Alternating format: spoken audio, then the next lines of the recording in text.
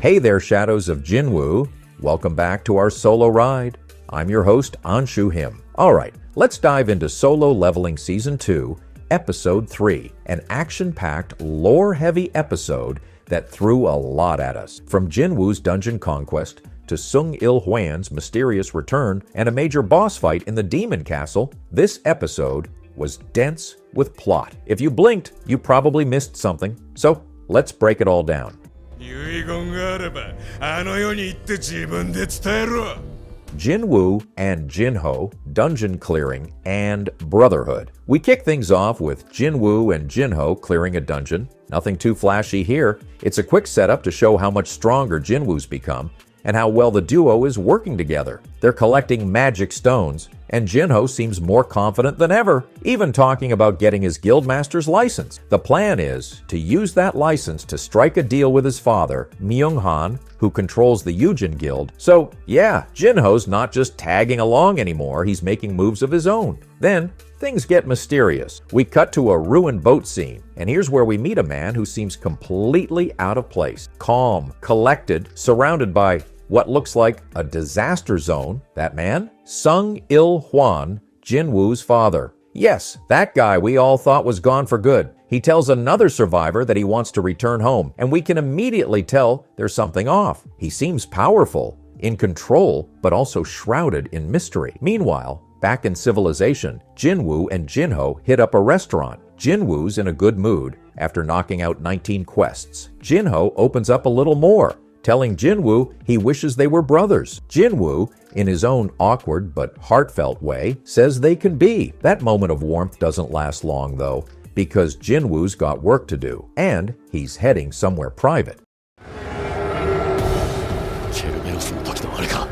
Sung Il-hwan's imprisonment. At the same time, Sung Il-hwan's situation escalates. He's been imprisoned by a group of hunters. Why? Because there's a suspicion that he might be a humanoid beast. That right there is a major red flag, especially since this world already struggles with dungeons, gates, and monsters. Now, you're telling us there might be human-like beasts walking around? The tension's building fast. We also find out that the group holding Il-hwan has reported him to Dong-su. That's the same Dong-su who's been lurking in the background, and let's be honest, he's got bad vibes written all over him. The mention of him here sets up something major. Back to Jinwoo. He heads to the Demon Castle, the same place where he previously fought Cerberus in Season 1. With a key in hand, he activates a new quest. Collect 10,000 demon souls. Simple enough, right? Not exactly. As powerful as Jinwoo has become, even he struggles with this challenge. He starts tearing through demons, but curiously, he can't extract their shadows. That's a huge deal,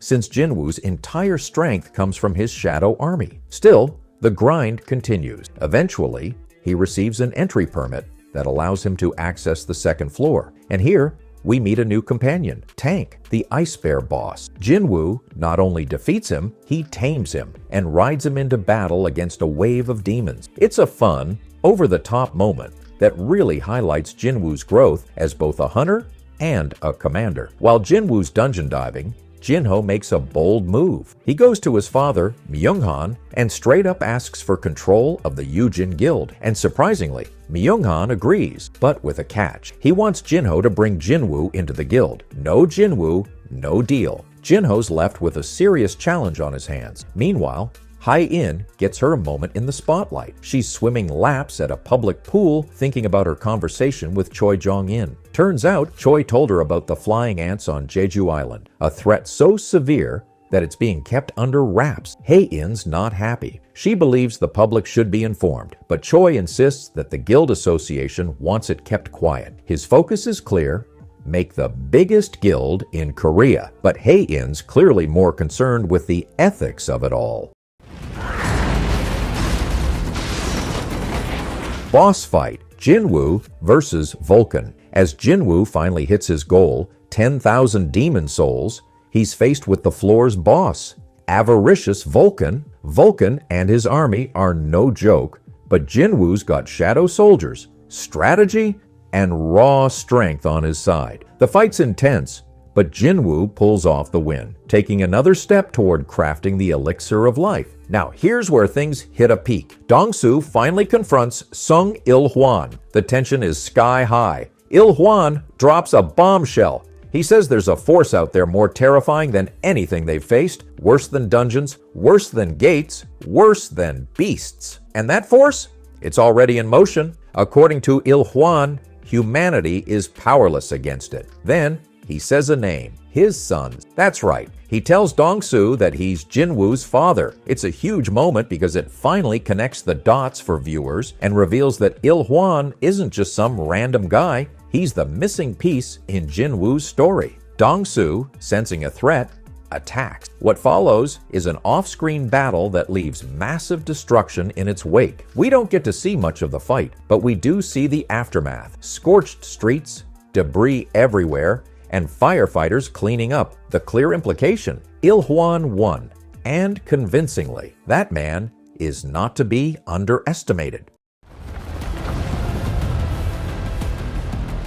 Closing moments and what's next. As the dust settles, Jinwoo defeats another enemy, Midas, the Guide of Souls. It's one more checkmark in his long list of dungeon conquests, but he's not satisfied yet. He reflects on the 75th floor of the Demon Castle, noting that he has 2 of the 3 ingredients needed for the elixir of life. The final item? Still out there, still waiting. The episode ends with Jinwoo moving forward, more determined than ever.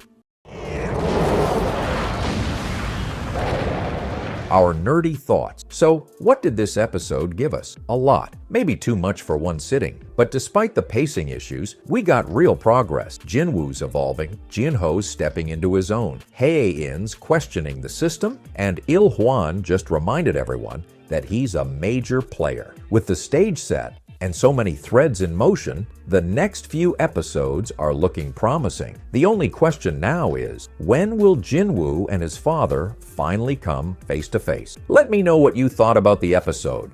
Was it too much at once? Or do you love this fast-paced chaos? Drop your thoughts in the comments.